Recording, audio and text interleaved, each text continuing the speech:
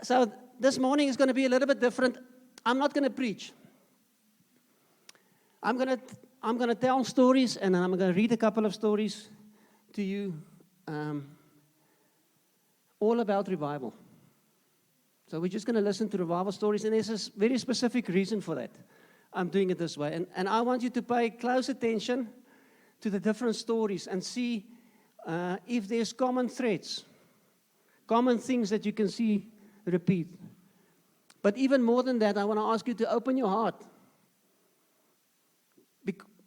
Because it's not an official sermon, I'm not going to have one scripture up there. Can you believe it? That already is a miracle. So because it's not a teaching and there's no scriptures, it doesn't mean God's not going to speak to your heart. I think especially we're doing this because I believe through this stories and this testimonies, because this is what it is. I'm just going to tell you testimonies and stories that God will impact your heart. So why don't you just open your heart and allow the Holy Spirit, even through a lot of stories, to speak to your heart. Will you do that? Okay. So let's get into it. Revival. What is revival? So I'm going to read you quickly a couple of definitions. Revival is an extraordinary work of the Holy Spirit producing extraordinary results. The re-entry of Christ's manifest presence. So there's an emphasis on the Holy Spirit. Another definition is Christ showing up in an extraordinary, powerful, new way to do significantly overthrow the status quo and the established claims, and to establish the claims of his kingdom afresh. So have we experienced, who have experienced revival in this way? Another one is, revival is a community saturated with God. And then, maybe just the last quote before we get into this one. As long as we are content to live without revival, we will. So, reading through this,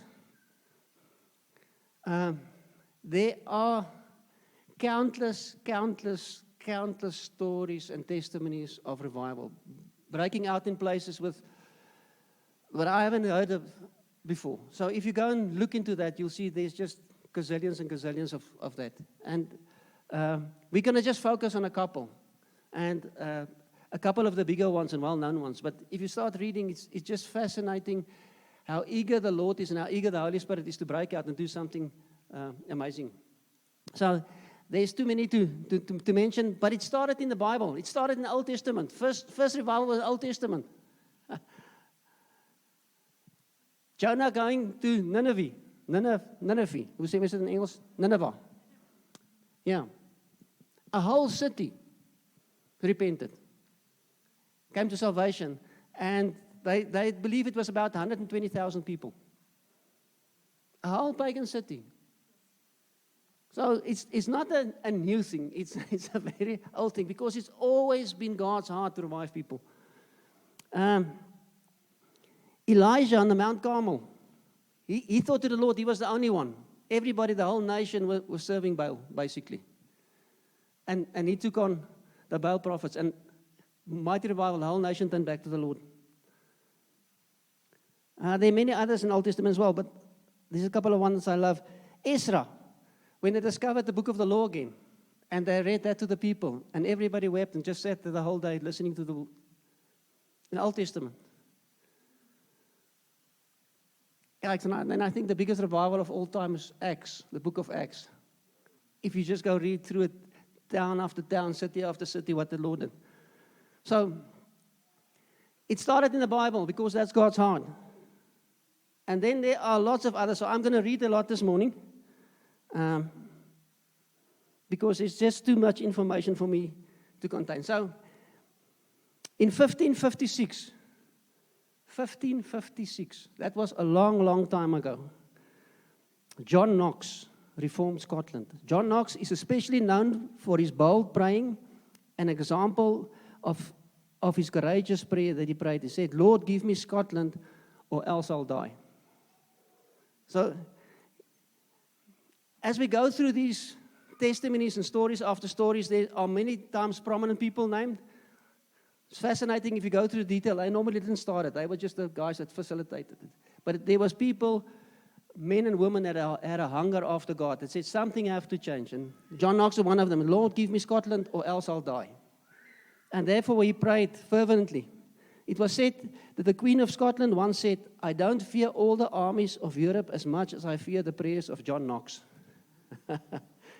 What a testimony.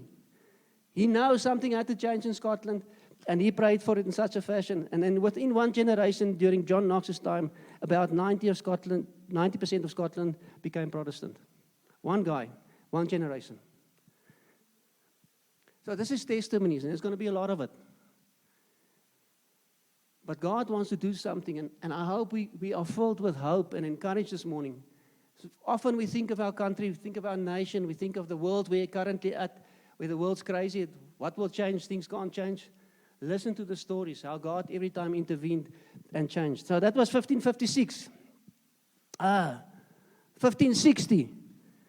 Who of you got the surname Leroux, the Toy? Who of you are descendants of the Huguenote? Kom sien gou. Du Plessis. Ja.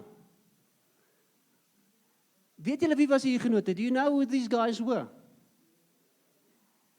Ay. Let's read. The French Protestants or Huguenots, Reformation ideas began to make inroads into France after about 1520. These ideas found fertile soil, and in spite of intense persecution, and Protestantism became a force to be reckoned with in that nation. After 1560, the French Protestants became known as the Huguenots, and in 1598, they were granted freedom of religion by the Edict of Nantes. Their firm belief in the supernatural power of God arose from their prayer and diligent search of the New Testament. So these guys were guys of prayer and the search in the New Testament. They insisted God has nowhere in the scriptures concluded himself from dispensing again the extraordinary gifts of the Holy Spirit unto men. Indeed, tongues, vision, prophetic utterances, and other supernatural phenomena were common in their midst. Because of the dynamic power of the Spirit in their midst, they became known as the French prophets. Frans Huguenote, they were on fire with the Lord. They diligently pray and search the scriptures in the New Testament and see what does it need to look like. And they lived that already. It's not a new thing. 1560. I'm so encouraged by this. Then the Moravians in 1727. So in 1727, these were also a bunch of guys in Germany. They were persecuted, and then they moved onto the land of this Edelman. They stayed on his land, and then there was this unity between them, and he said, to have unity, we're going to come together and we're going to pray to get unity. And then they started praying together, and then they took on shifts where you commit to pray for 1 hour, and they started 24/7 prayer in 1727. And it went on for more than 100 years. They had non-stop prayer, 24/7. And the Moravians greatly impacted the world. They also came to South Africa, Genadendal onder die Kaap. There's a couple of that were founded by the Moravians, and they had lots of influence on other people, other organizations. Have you heard about John Wesley, the guy that started the Methodist Church? So John Wesley was already in ministry, and he was traveling, I don't remember, either from England to America, from America to England, doesn't matter, on the ship, and there was a big storm. And already he was a minister, he was not born again. And in that storm, he had a terrible, he was afraid and scared he's going to die. And on the ship was a bunch of Moravian missionaries. And they were not scared at all. They were confident. They know where they're going when they're going to die. And John Wesley said to them, why are you not scared? And they could explain the gospel to John Wesley. And he got born again. Out of a bunch of people that started to pray. They were big in missions. They sent out missionaries everywhere. The first 2 missionaries that went out were 2 young men that wanted to go and reach in the West Indies. No, it was not the West Indies. I don't know where it was. Yeah, it was the West Indies. It was the gospel. But they couldn't get there unless you were a slave. So 2 of these young men sold themselves into slavery so that they could come and minister to the slaves. They went to the harbor, they greeted their families, they boarded the slave ship, and off they went. Incredible impact, this praying people. Within about 35 years, they had sent out 226 missionaries, more than all the Protestants had done in 2 centuries. And there was a small group of people that sent them out. Incredible. Then, the Salvation Army, 1840. Who of you know the Salvation Army? The picture we see of it, the picture I have of the Salvation Army is this guys with a band, Christmas time on the corners and collecting money. Yes, this is not who they were. They were a vicious bunch of people, led by a guy called William Booth. And they lived in England when England was, if we think things in South Africa now is bad, it's nothing compared to England back then. There were widespread poverty and hunger. And alcohol abuse was rampant. They said in London, if you added the pubs up together, it would be 30 miles long. Lots of children on the street, lots of prostitution. And then this was this guy that stood up by the name of William Booth. And he formed the Salvation Army, and they were quite militant. He was known as General Booth, and they had ranks and uniform and all of that. And there was lots of criticism against him. So one of the criticisms is he didn't use churches. They used in the industrial area wherever they could find an open space or an open building. And one of the reasons why is because the people he ministered to were to the poor. And they didn't have fancy enough clothing to wear to church. And then he started, wherever space you can find, he started to use that. And he was widely criticized for that. Another thing he did is they took worldly songs, the songs of those days, the popular songs, and then he put Christian words to it. And they sang those songs. And when he was criticized for that, he said he's not going to let the devil have all the fun with the fun songs. So he claimed a couple of the songs and he used himself. He had an ex-boxer as his bouncer. So it wasn't, in this poverty and alcohol abuse, it was a rough crowd. And because they gathered in these industrial areas, whenever he would preach, there would be guys chirping him and shouting out and disrupting the meeting. And this big bouncer will walk up and down the aisle. And as he would walk up and down the aisle, the people will quiet down so that he can have his services. But he went into that spaces where it was rough and dangerous. It was so dangerous. There was a Salvation Army, and then there was the Skeleton Army. There was an opposition force to him. Listen to this. There were 4 years of brutality, mobs against them. In 1882, there was 696 Salvation Army soldiers was knocked down or assaulted. And about 60 of their buildings were torn apart. And on a Sunday, they needed 1,500 cops just to control the crowds and keep the peace when they had the meetings. But in these meetings,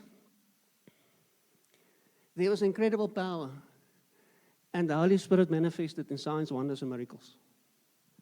To such an extent, because they had limited space when they ministered and all the people fall down in the front, there were not space for more people to come in. And they developed a system with soos draagbare stretchers, where if you fall down, they will put you in a stretcher, and they will take you to the side, and these stretchers were able to stack on one another. And they were calling it racket and stack 'em. So I don't know what happened if you come to your senses in the middle of the stack. I don't know. A far cry from just a bunch of people standing on a corner asking for money at Christmas time. Okay, next revival. Oh, the Layman's Prayer Revival, 1857, was led by a guy called Jeremiah Lamphere. And he was a lay person. Not any education and again, the United States at that stage drunkenness was rampant. The nation was divided over slavery. There was a financial crisis. There were gang riots. The stock market collapsed. There were in New York more than 3,000 kids living on the street. Lots of them girls and living by prostitution.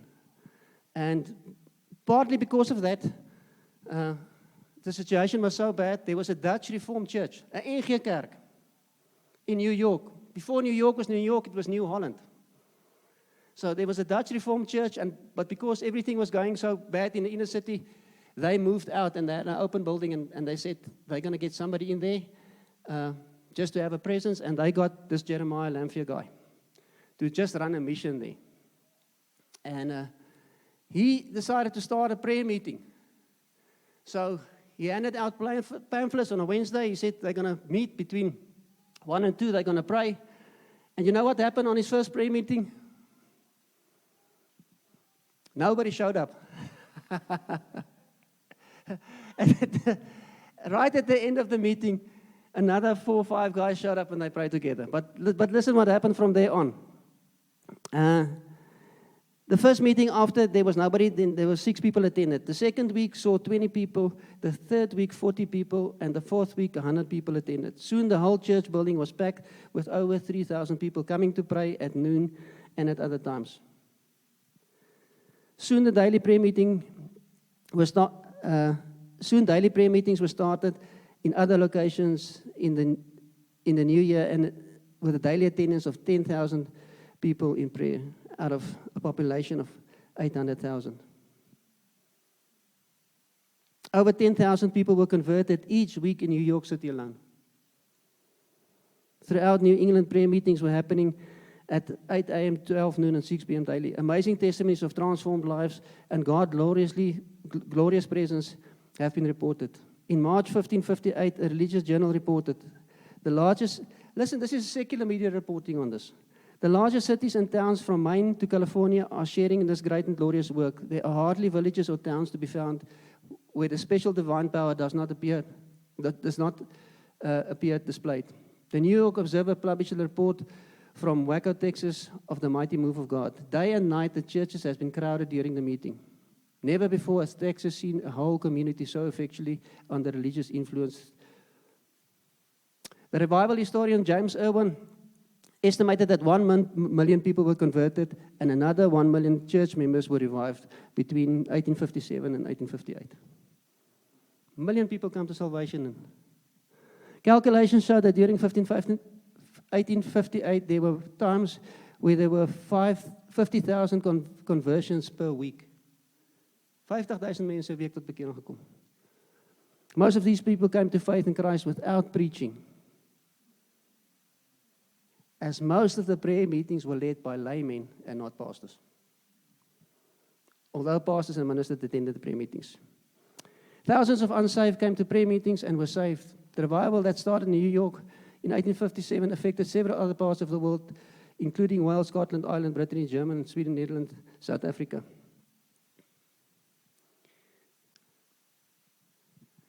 So that same time, 1857. So this was started by a lay person that got an odd jobby in desperate times, which started the prayer meeting, which didn't start out all that well. And it led to this. And then in the same time, there was also a revival in 1857 amongst the Zulus in South Africa. And at that stage, believe it or not, there was no internet. No radio, televisions. So something the Lord worked. I tried to read a little bit upon it. There's not much info about that, but there was a big revival under the Zulus in 1857. At the same time, it happened in America. And guys will just spontaneously get together, start serving the Lord, denounce their ancestors, and just fully serve the Lord. But we're going to get to South Africa later. Then, the Welsh revival. In between, there are gazillions. There's the First Great Awakening and the Second Great Awakening, and Jonathan Edwards. There's lots and lots of stuff to read on that. So this is just a drop in the bucket I'm sharing with you this morning. The Welsh revival, 1904. It was not started, but it was led by a guy by the name of Evan Roberts. Let me read. The Welsh revival and Evan Roberts. Before 1904 revival, Wales was in a bad spiritual state. Many churches were empty. Christians seemed to be losing their influence. Then 7 years before the revival broke out, since 1987, there was a notable increase in prayer across Wales. From 1902, prayer intensified and more churches engaged in prayer and more prayer meetings started taking place. In 1904, provided to be crucial, prayer meetings for world revival were being held in many places throughout Great Britain. So, Evan Roberts was a simple man. He grew up working as a coal miner with his father, and later he went on to study. And he's famous. What happened is he attended a meeting led by another guy, and there was prayer, and the other person prayed, God bend us. And then Evan Roberts went forward. He stood out of the crowd and he prayed, God bend me. Start with me. And that was the start. I'm going to read a little bit more. He was a very devoted guy. He worked on the coal mines, long hours, but in spite of that, he had a hunger after God. That's why I can say, bend me. He had this unquenchable desire for God.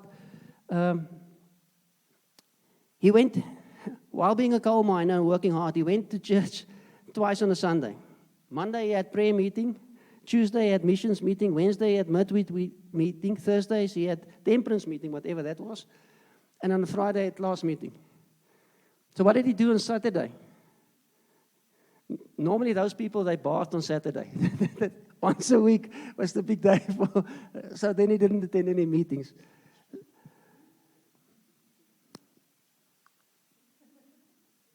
So after attending this meeting, where he prayed, God bend me, he felt a stirring that he had to go back to his home church and speak to the young people.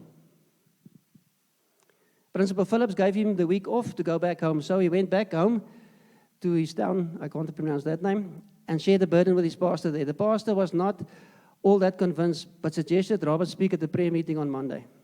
So hierdie ouetjie kom terug by die huis, hy is aan die brand vir die Here. Asseblief, kan ek praat? What will we give him? Okay, let's give him the Monday prayer meeting.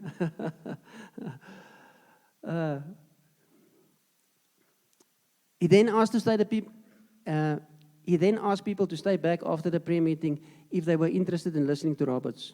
17 people waited behind on that day, Monday, October 31, 1904. Roberts' message was simple and direct. So he had these 4 points he preached where he went. First, you must confess any known sin before God and put away any wrong done. Second, you must put away any doubtful habit. Third, you must obey the Spirit promptly. And finally, you must confess your faith in Christ publicly. So that was his 4-point sermon, and he went with that. By 10 o'clock, all 17 people had responded. So the pastor was so pleased that he asked Evan to continue the next day. Evan stayed and preached all week. One Sunday, November the 6th, Evan told everyone to pray the same prayer. Oh, send the Holy Spirit now for Jesus Christ's sake. Got the people together and this hunger for the Holy Spirit. And the Spirit came in a mighty way. He continued preaching the following weeks as numbers increased and people coming. The hymn, Here is Love, Vast as the Ocean, became the theme song of the revival. So we know that song. Came from that revival.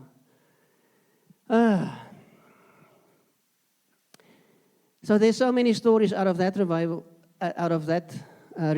How streets were blocked, people just flocking to the church, shopkeepers closing their shops so that people can go and attend church.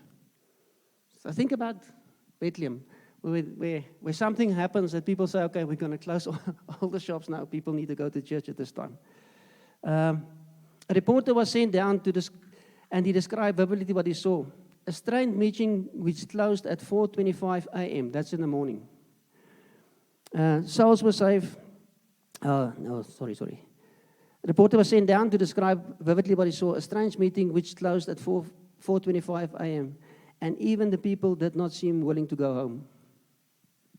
They had extended meetings until 4 in the morning, and then still people didn't want to go home. On a Sunday, every church was filled. The first 5 weeks of the revival, between 20 and 30,000 souls were saved.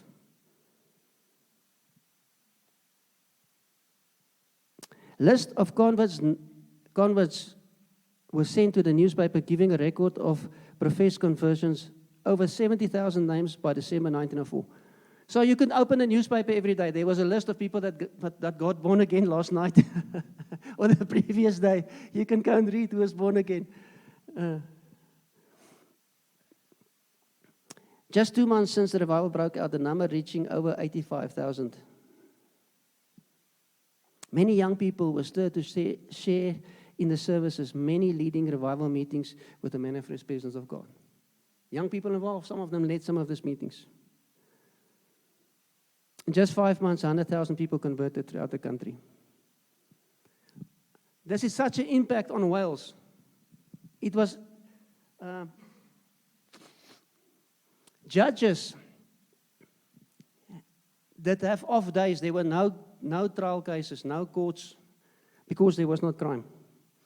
Robberies, murders, rapes, shop theft, all of that dropped. Drunkenness dropped by half. Taverns closed down. The police was mostly unemployed. Some of the police guys formed bands that went and sang at various churches because there was no crime.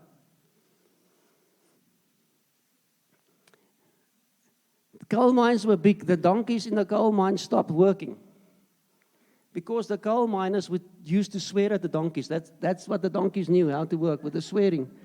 But because they stopped swearing, that was the impact on the community. The donkeys stopped. They didn't know decent language. They didn't know how to. They had to be retrained to listen to decent language.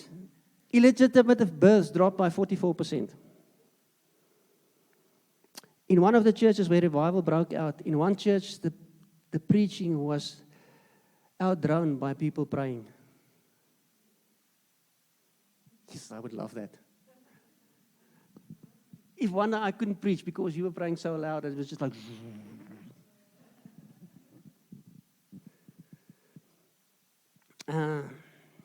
Evan Roberts at the meeting with 1,800 people just said one word in Welsh.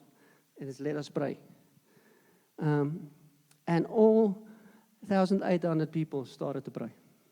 Not like, please guys, come on, won't you? It's like, it just happened. A guy in court got so convicted of sin that he repented for what he'd done, and that it's wrong and it's sin before the Lord. And the judge just stopped the meeting there, and he led the guy to Christ in court. And then the jury started to sing a hymn in court. The whole community was impacted. It was just everywhere he went. It was like that. It spread everywhere across the world, and it led to at least 30 more other revivals. So if you go read, there's so much of this, but how these things are interlinked, how the one revival or people or grandparents from the one revivals got an impact and started the next one. So we jumped from there to Azusa Street in Los Angeles, 1906. And this revival, the guy that led it was a guy by the name of William Seymour. He was a son of slaves. He's a black guy with only one eye. He lost his eye as a child. And he started that meeting. So what happened, he was also criticized for that. He had a hunger for the Holy Spirit. He believed in speaking in tongues. Those days it was not common. People didn't know about that. And he preached that, and he was criticized because he preached something, and they said, okay, but speak in tongues, and he couldn't manifest what he was preaching, but still he believed in that. So it happened. He was also a man of prayer, prayed about 3 to 4 hours a day. And then at one stage, because of this beliefs, a church got him, and when he started preaching on the Holy Spirit and the gifts of the Holy Spirit, they locked him out of his church. And what he did is he decided, the Lord laid in his heart, okay, now I must start praying 7 hours a day. So he started praying 7 hours a day. And then he started with the wash ladies, the black ladies of Los Angeles, the wash ladies. He started like a little fellowship. And they taught on the Holy Spirit, the church in Acts, and the gifts. And they were pressing in for the Holy Spirit. And then one day, after 10 days of fasting and prayer, for this. There was a lady by the name of Jenny Moore. She fell under the power of the Holy Spirit. So he was teaching on this. He was longing for this. They didn't know what it looked like. And then this lady fell on this. She was the first one. And she got up and she spoke in tongues. She also walked over to the piano and started playing piano. She never played the piano before in her life. Just under the presence of the Holy Spirit. And then people started to come to that little house until literally the porch, people standing on the porch outside, everybody just crowding, and they collapsed under the weight of the people. And then they moved to this old building in Azusa Street, and that's where the name comes from, Azusa Street. So there are so many stories. Fire would come down on this building, visibly going up and down, that other people, not the locals, that other people saw that and found the fire brigade more than once and said there's a fire there. For them to arrive and there was no fire. It was just the presence of God in that place. There were incredible signs and wonders and miracles, amputated limbs growing back. There was glory clouds were so thick that the kids played in it. It was not something you had to imagine or think, is there a glory cloud or is there a little bit of something? The kids played in it. Some of them even tried to capture some of it in camphor bottles and the presence of the Lord. People were encouraged to participate and could stand up and speak and bring a word from the Lord. But then they will be very strict. They will judge you quickly and say, no, that's not from the Lord, sit down. This William Seymour guy would pray upstairs. And then he had also this discerning thing. If things were not going lacquer down there while he was not in the meeting, he would just stomp his feet on the and they will know they have to behave now. He would often go sit with his head under a box while the meeting was there and just prayed and focused on the Lord until he felt the Holy Spirit was there. Presence was so thick there that people from all over the world came. And I don't know how many miles the station, how many blocks the station was away, but when people got on the platform, off the train on the platform, they would just fall down and repent of sin. He had a friend, another guy that worked with him, Frank Bartelman. He one day went to the meeting, and I think a block away, the presence stopped him. He couldn't get closer to the church. He would fall down every time. And then he inquired of the Lord, Lord, I need to go to the meeting. What's happening? And he said, you had a quarrel with your wife. You have to repent first. Otherwise, I'm not going to allow you to go into the meeting. Azusa Street. Many, many stories.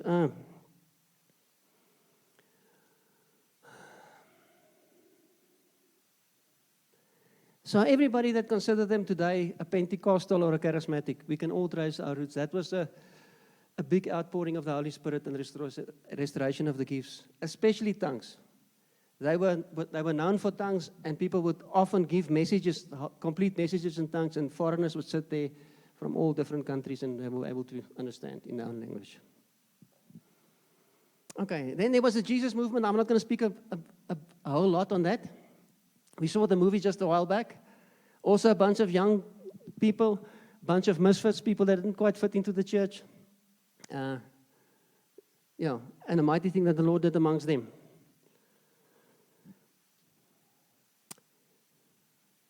Miguel, Argentina.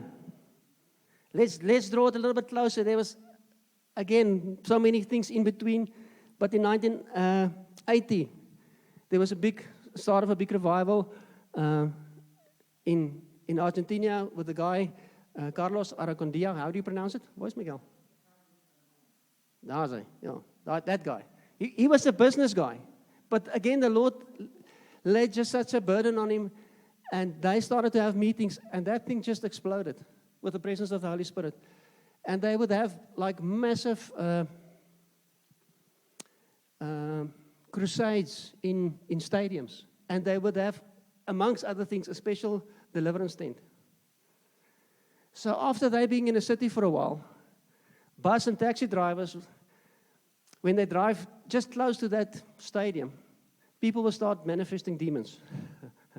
They were not in the meeting. They were outside, just passing in the bus or the taxi. And after a while, the word would go around amongst the bus and taxi drivers. If somebody behaves strangely in your bus, just take him to the stadium. There's a tent. He will be delivered there. And his statement, he made a statement that the power of God, he went in from city to city having these crusades. And the level of the amount of the power of God will be determined by two things. The amount of prayer beforehand in that city and the amount of unity between the different churches.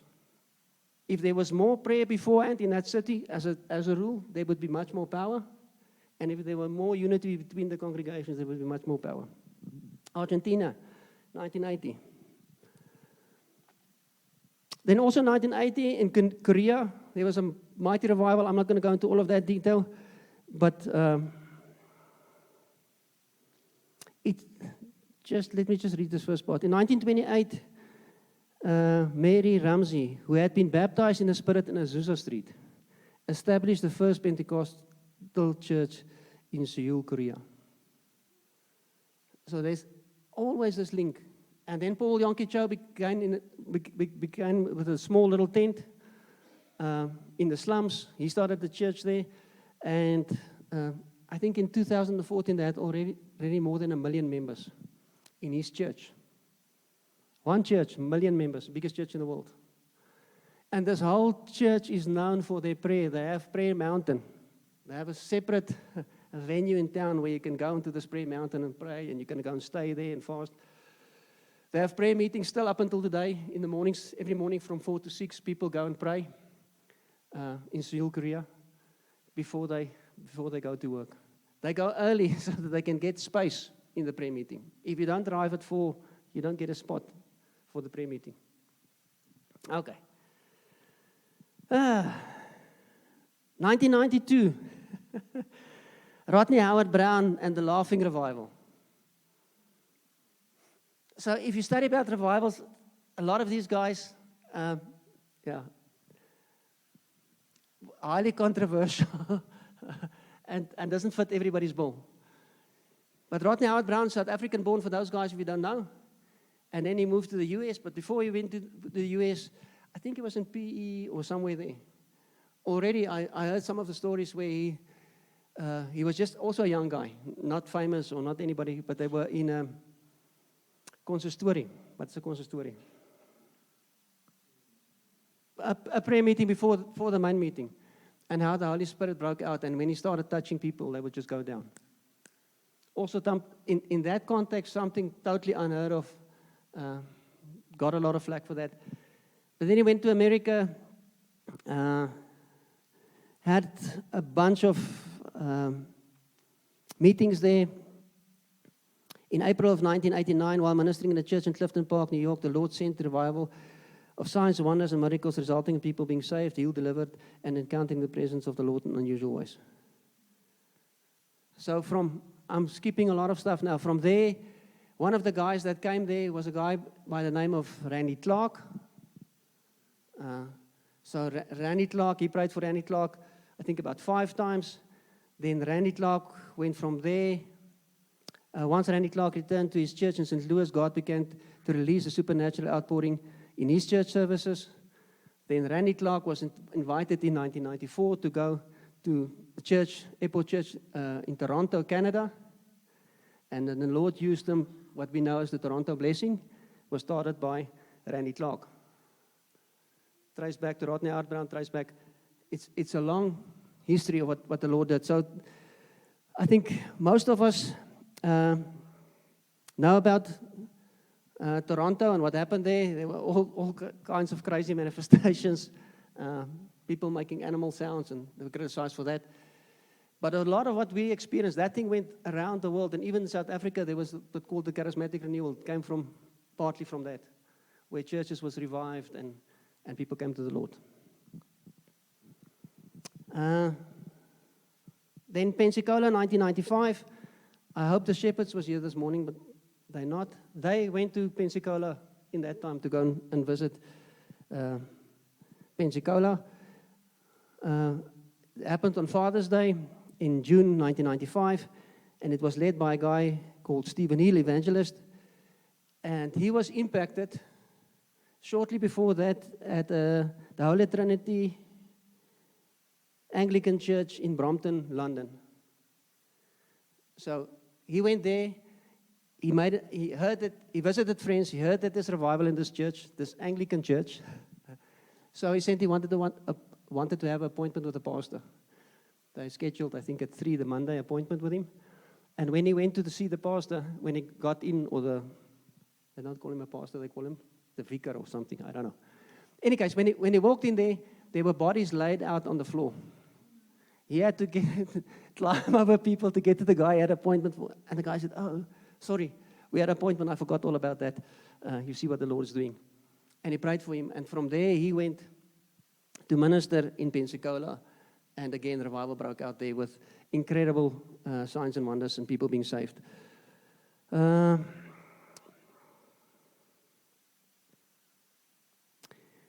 just skipping through some of the details. 3 million people from around the world came to experience what happened at Pensacola. And some of the meetings will also end at 3 and 4 in the morning. And then they will go get back in line. They would step out of church, go stand on the pavement in line to get in for the meeting that starts the following evening. That's how desperate and hungry people were. They stood there in the rain and everything. There's also reports there that the building was sometimes on fire. People would call the fire brigade. Just the glory of the Lord. Then an interesting story. Some Playboy bunnies came to town. And when they got up at the airport, they asked the taxi driver, he wanted to know where you want to go. And they said, "Take us where things are happening. We want to go to the happening place." And he drove them to this church, and they got born again.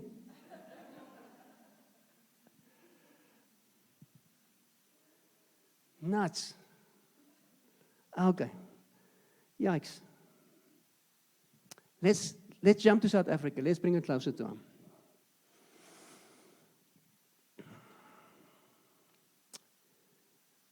Yeah, let me read this stuff.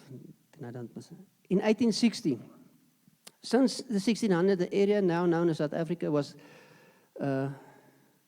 alternately under the control of the Dutch and the English. Racism was rampant, even in the church, with the colonial authorities even existing control over churches. The racial elitism went so far as to forbid the use of English Afrikaans languages in church services. The colonial rulers passed laws forbidding the baptism of slaves and coloureds. These laws were enforced to prevent the loss of slave labour, as converts would then have to be released from slavery upon baptism and confirmation. This restricted the evangelization of anyone outside the white race. 1860. There was a remnant that had attempted to assemble believers for corporate prayer, beginning in 1847, but the prayer meetings were poorly attended, if at all. Dit was regtig hard probeer my ons te kry om te bid, maar hulle wou nie. Most of the Christians were very content with their elevated status of being a Christian, and they were not open to allowing slaves and coloureds to join their ranks. Just reports from 1857 prayer revival in America began to arrive on the Cape. Remember that layman's prayer revival? So some of the reports started getting to South Africa, Cape Town. And the remnant that had to try to pray, their hope were revived and renewed. This renewed hope led to the several Dutch Reformed church pastors to issue a new call to prayer in 1958. In addition to the renewal call to prayer, pastors were also called to preach a series on a sermon on consecutive Sundays on the character of God, the role of the Holy Spirit, and the need of both corporate and private prayer for the outpouring of the Holy Spirit on souls of Christians. Listen, NG Kerk, 1860. They were to preach on the character of God, the role of the Holy Spirit, and the need of prayer for the outpouring of the Holy Spirit. That was what they were tasked with. In spite of the hopefulness of the remnant, the majority was still very skeptical of the potential of revival, and prayer meetings were made up of only 3 or 4 people. So again, there was this drive, this desire that we need to pray, and it didn't go well initially. To address the lack of corporate prayer in the prevailing skepticism, a conference was set to take place in Worcester in April 1816. After the April conference, a call to prayer was still answered by very few, and it's when God in His mercy imparted the gift of prayer so that his requirement in this regard could be met. For example, it was in the town of Calvinia that the indescribable urge to pray came upon the community.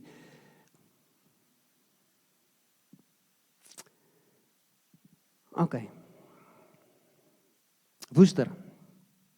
The revival in the town of Worcester did not begin in the church. It began on a farm where people have been praying, been faithful meeting in prayer each week for several months.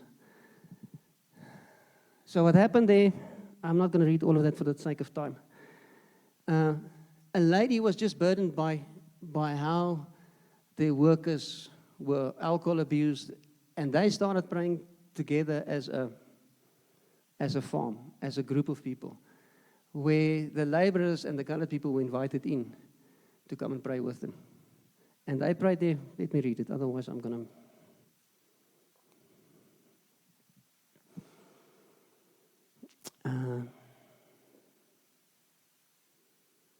So they prayed together as a family with some of the farm people. This lady, she became so burdened for them that she prayed almost continuously for a week. Then one evening shortly after, God's Spirit moved suddenly and mightily on the meeting she was holding for them. Within a week, nearly everyone on the farm was converted. The news of development quickly spread to the people from the neighboring farm. Young and old parents, children, white and colored, promptly began streaming to a previous neglected prayer meeting. Members from other parts of the parish and even other congregations arrived at the Nudea farm in carts and wagons. For 3 months, the Nudeas needed to suspend their farming activities to assist many people coming to seek salvation. So that's where it started. So then, Andrew Murray. Have you ever heard about Andrew Murray? Okay, so Andrew Murray, he was the pastor there. This is Andrew Murray Jr. Andrew Murray Sr., his father, prayed for revival every week on a Friday, I think for something like 32 years, before all of this happened. Never mentioned the story. Andrew Murray, the pastor of the Dutch Reformed Church in Worcester, visited this farm. At this time, he was very much opposed to the emotions being expressed and was also opposed to the services where the minister could not control what was taking place. Murray was absolutely shocked to find that the coloreds on the farm were the ones who first experienced the revival, and they had probably not even been baptized. So if you read through all of this history, it's the most unlikely people God uses. There's a reason for that. I'm not going to get into that. The scene witnessed by Murray also had unexplainable manifestations. The Holy Spirit had so powerfully descended upon the farmhouse that people were crying out for mercy and falling on the ground merely by touching the doorknob. 1860, Dutch Reformed Church, South Africa. News of this revival at the farm spread. So then it spread from the farm to the town in Worcester. Not long after Andrew Murray visited the revival on the farm, the revival influence began to appear among the congregational members. The following eyewitness account is what took place during the prayer meeting of the youth. The account was written by J.C. de Vries, who was the youth leader at the time. Etienne? On a certain Sunday evening, they were gathered in a little hall, some 60 young people. I was the leader of the meeting, which commenced with a hymn and a lesson from God's word, after which I engaged in prayer. After 3 or 4 others had, as it was customary, given out a verse of a hymn and offered prayer, a colored girl of about 15 years of age in the service of the farm from the Hex River rose at the back of the hall and asked if she might propose a hymn. At first, I hesitated, not knowing what the meeting would think, but better thoughts prevailed, and I replied yes. She gave out a hymn verse and prayed in moving tones. While she was praying, we heard, as it were, a sound in the distance, which came nearer and nearer, until the hall seemed to be shaken. And with 1 or 2 other exceptions, the whole meeting began to pray. The majority of the audience voiced, but some in whisper. Nevertheless, the noise made by the concourse was deafening.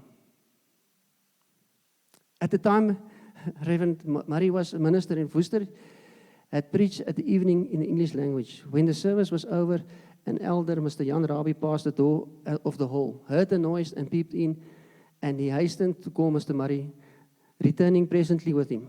Mr. Murray came forward to the table where I knelt, praying, touched me and made me understand that he wanted me to rise.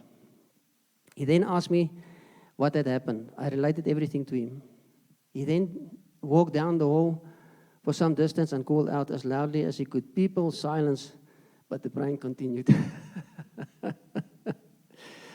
In the meantime, I too kneeled down again. It seemed to me that if the Lord was coming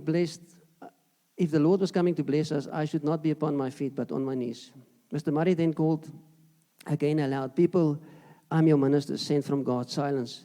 But there was non-stop noise. No one heard him, but all continued praying and calling to God for mercy and pardon. Mr. Murray then returned to me and told me to start the hymn verse. I did so, but the emotions were not quieted, and the meeting went on praying. Mr. Murray then prepared to depart, saying, "God is a God of order, and here everything is in confusion." And with that, he left the hall. After that outbreak of the revival amongst the young people, the prayer meetings were held every evening. At the commence, there was generally a great silence, but after the second or third prayer, the whole hall was moved as before, and everyone fell to praying. Sometimes the gathering continued to 3 in the morning, and then many wished to remain longer, and returning homewards went singing throughout the streets. The little hall was soon quite too small, and they were compelled to move to the school building, which also presently full to overflowing, as scores of hundreds of country folk streamed to the village. On first Saturday evening in the larger meeting house, Mr. Murray was the leader. He read a portion of scripture, made a few observations on it, and engaged in prayer, and then gave the others the opportunity to pray. During the prayer which followed on this, I heard again the sound in the distance. It drew nearer and nearer, and suddenly the whole gathering was praying. So in some other accounts, it said it was like thunder. It was like but there was no thunder as this noise came. That evening, a stranger had been standing in the door from the commencement, watching the proceedings. Mr. Murray descended from the platform and moved up and down among the people, trying to quiet them. The stranger then tiptoed forward from his position at the door and touched Mr. Murray gently and said in English, "I think you are the minister of this congregation. Be careful what you do, for it is the Spirit of God that is at work here. I've just come from America, and this is presently what I witnessed there." It was from that point on that Andrew Murray embraced emotion-laced prayers and even involuntary prostration. Involuntary prostration is wanneer jy val onder die krag van die Gees. Involuntary prostration.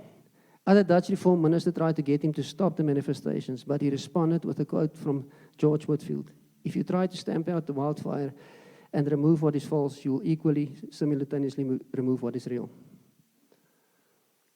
Julle nog met my? Sorry.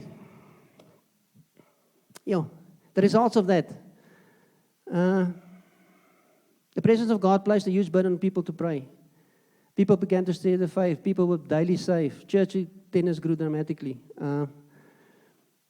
Many families experienced reconciliation. Businesses stopped their unlawful practices. Slowly, prisons start to empty. Juvenile crime and sexual immorality stopped. Missions giving multiplied. During this stage, per capita, South Africa was the biggest mission giver in the world. There was a thing for missions. Due to revival's influence, the Dutch Reformed Church alone started 12 new mission stations in various nations in Africa continent. By 1900, they have 304 missionaries and 72,000 converts. So I can continue. There's many effects of that. Pinksterdienste. What we celebrate. In 1962, Dominee van der Liggen suggested that the congregation should assemble for prayer during the 10 days between Ascension Day and Pentecost. This adoption by Pentecost services throughout the Dutch Reformed Church remains one of the significant fruits of 1968 revival. Dis wat vandaan kom. In 1978, it happened again in Montague. They said this time the revival was noted for its joyful praise and worship, spread to many other towns. In Graaf-Reinet, in 1861, revival erupted in Graaf-Reinet, a prayer meeting that began after the communion service on the Sunday evening, became so powerful, aware of the presence of God, the Holy Spirit, that the meeting lasted non-stop until Tuesday midday, before the congregation went home. So as jy nou 'n bietjie moeg voel vir my vanoggend en dink is nou laat, is nou amper 11:00, ons nog nie eens gehoorship nie, byt vas. Ons gaan tot Dinsdag toe.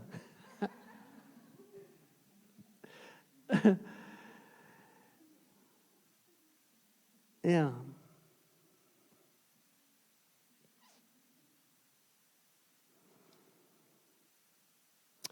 Andrew Murray wrote, live in the bold and the holy confidence that God is able to bless His church through you.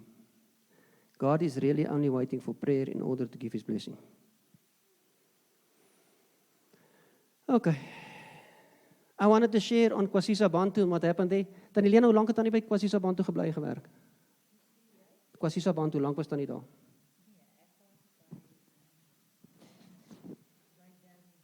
Ja. Ja. Tannie Lena, amazing work that happened in Kwasiza Bantu with the Zulu people. Still going on. They've been in the news recently for all the wrong reasons, but incredible work of the Lord where they were. Julle nog reg, kan ek rukkie aangaan?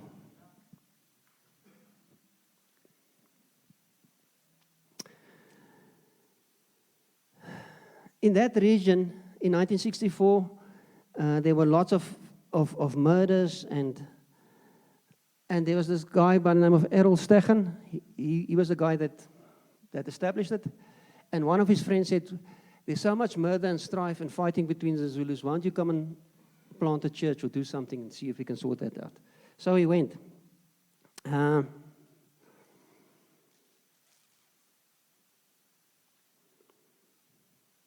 So Stegen took his evangelistic tent to the area of Tugela, and he conducted services there for 2 months. Some women were saved, but no men.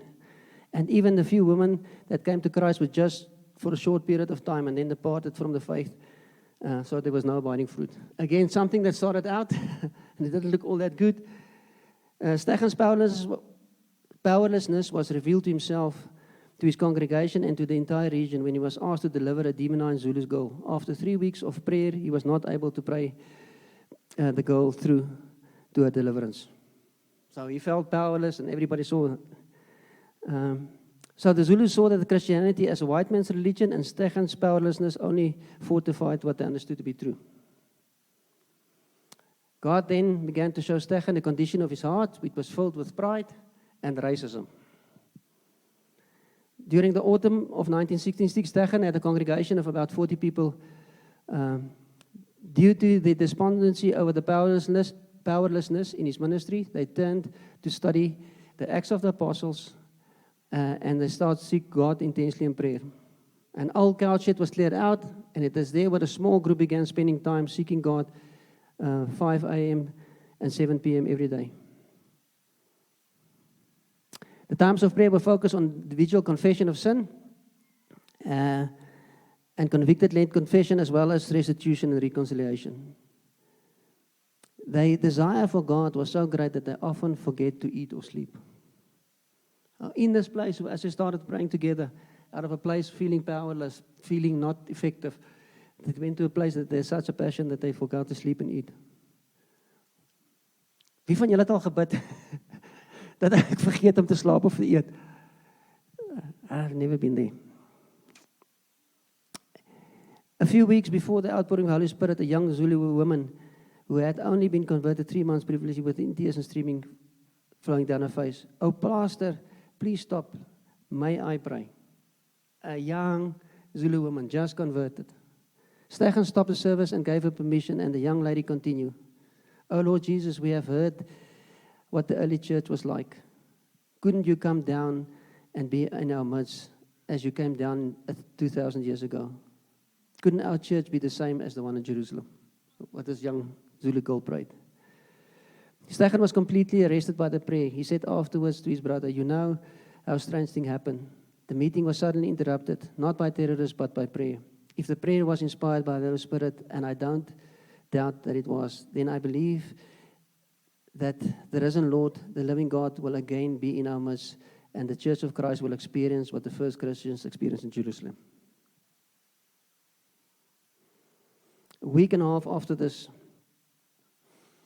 God rendered the heavens and came down. Stechen's impression confirmed it itself. A few weeks after the prayer of the young Zulu woman, those who were praying together had an indescribable experience. The Spirit of God came over them. They felt the rushing mighty wind blow upon each one of them. A great awareness of sin came over them as they prayed, and nobody needed to explain what happened. This is Stechen's description of the wind. It was similar to the pressurized air escaping from an air pump, as it was the wind were blowing right through every one of us. They felt the wind. I said it was a compressor riding. It was not just a... Everybody was conscious of the presence of God. All I could do was to bow down and to worship the God of heaven. When I was seeking God of revival, I expected him to start with a heathen. Instead, he started with the biggest sinner of all, me. Revival is not churches filled with the people, but people filled with God. The Holy Spirit is not recognized through signs and wonders, but by His holiness. Kan ek dit weer lees? Revival is not churches filled with people, but people filled with God. The Holy Spirit is not recognized through signs and wonders, but by His holiness. Ay, ay, ay. Yeah. Many, many stories about people being set free. Let me just read you this one. In one of the services, a witch came for spiritual help. The woman had her own school of training young witches. She also had power as a medium. When she came and asked for help, Stechen called the 5 of his co-workers into a room. Remember, this whole revival started by him being unable to deliver someone. So now the Holy Spirit came. It's totally different. They all sat down in a circle and prayed and sang a hymn. During the singing of the hymn, the witch got up and moved to the center of the circle. Suddenly she went down on her hands and knees, and her face took the aspect of a ferocious animal. The witch came from an area where no English is spoken. She therefore knew no English. As the team continued praying for her, she suddenly began to speak in excellent English, and then what sounded like various animals could be heard coming from her. At first, it was the barking of a pack of dogs, and then the grunting and the squealing of a herd of pigs. Eventually, the first 100 demons left with much shouting and screaming, then the second 100, and then the third 100, up until the moment she had a horrific look on her face. After all the spirits had been cast out, her face completely changed. She looked like a saint who had been living in the presence of Jesus for many years. The woman cried out, "Oh, how marvelous! Jesus has set me free. Jesus has broken the chains of hell." Okay.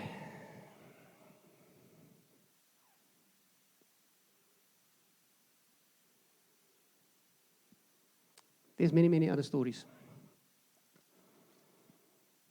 That happened in South Africa not too long ago.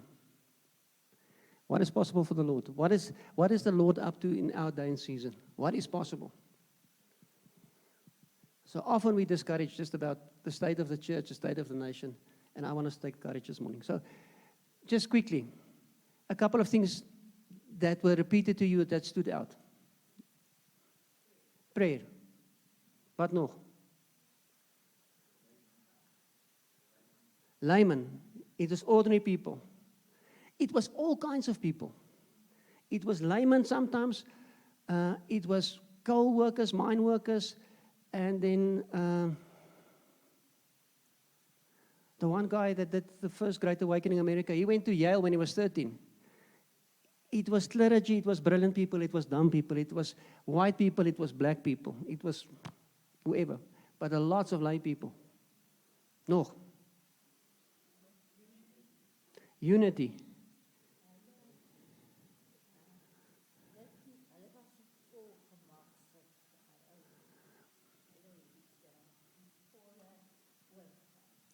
Hulle was nie vol gemaksig nie. They were not for their own comfort. There was a full dedication of giving to it. Wat nog?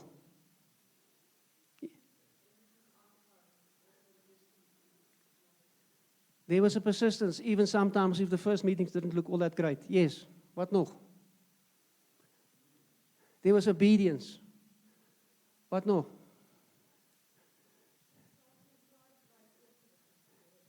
It happened in the private place often, with people pressing in before and for themselves. Good. What no? Repentance was a big thing. Confession and repentance was a big thing everywhere. Wat nog? Ek staan nou hier so, dankie, dat van die ouer mense die jonger mense help. Young people were often involved, but like the revival in the Hebrides, were a couple of old ladies that got together and prayed for a long time before that revival happened. Wat nog? There was leaders that were obedient. What else? There was expectation. Every time there was something of the Holy Spirit, that just the Holy Spirit coming to. They all looked different in some way. There were many things that overlapped, but the way it happened and the people it was different every time. But it was the Holy Spirit. There was an openness and hunger for the Holy Spirit. So I want us this morning just to worship and open yourself up to the Holy Spirit. Shane, as julle vir ons kan vooruit kom. If you need to go, you need to go. Hopefully we continue until Tuesday. That's why I read that one. Think with me. The presence of God so thick, it's not goosebumps. It's not just people falling over. There's such a presence that you sit in a church or jump in a church or lay in a church, I don't know what, from Sunday until Tuesday. Jy's nie gestres oor jou werk of oor eet of slaap. I don't know how it works. I don't know. And I'm not saying that's what we must do. But in my heart, there's just a hunger for the Holy Spirit to come and take over, where I don't care about that anymore.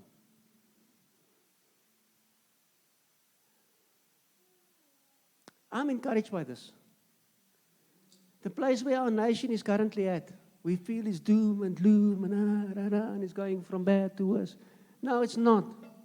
It's in a situation like this, if we that are His people will humble ourselves and pray, He will pour out His Spirit. He will bring a mighty revival. He will change things. But it's up to us. Are we going to open ourselves to the Holy Spirit? Are we going to flow with Him? Are we going to push into prayer? Are we going to be obedient to what He tells us to do? This morning when we were praying beforehand, I think, Etienne, you had to think of the Dagiel. If you get to Etienne had this picture, and maybe it's a little different interpretation to mine, but yeah. You get to this roadworks and then there's this yellow thing they have to pull away for you to go through. And often when we get together, we pray and we ask God to pull that thing away. We're waiting for God to do something. This and countless other testimonies show that God wants to do it. It's for us to pull that yellow thing away. It's not for God to pull something away. It's for us to open ourselves for the Holy Spirit to flow through us. So I want you to stand with me. If you need to go, you can go. But stand with me and have an expectation. And be obedient to whatever the Lord lays in your heart. If you need to repent this morning for something, you need to repent. If you need to be filled with the Holy Spirit again, ask Him to come and fill you. If you have to go to pray for somebody, go and pray for somebody. If you want to go use communion, go and use communion. But don't just be in your normal mode. Just open yourself up. So Holy Spirit, thank you for this morning. Thank you for amazing testimonies of a history with your people, where you just broke into meetings, broke into situations, broke into nations, broke into churches, cities, towns, denominations, and just changed everything forever, Lord. And this morning, Lord, I just want to declare again, our hope is in you, Lord. Our hope is not in a political party or a coalition of parties or anything like that, Lord. We declare that you are the Savior of South Africa. You the one that we need, Lord. And just again this morning, we want to declare our dependence on you, Holy Spirit. We need you more than ever before, Lord. And in my heart, I'm so thankful for everything I've seen in the past, Lord, everything I've experienced of your Spirit, Lord. But thank you that there's more available. And we want to come and open us to the more, Lord, in whichever way and form it comes. Thank you, Lord. Thank you that you have a heart for this nation. Thank you that you have a heart for us as individuals, Lord. Thank you for all the prophetic words about something happening in South Africa, spilling over into the rest of Africa. May we be part of that, Lord. May we be part of that.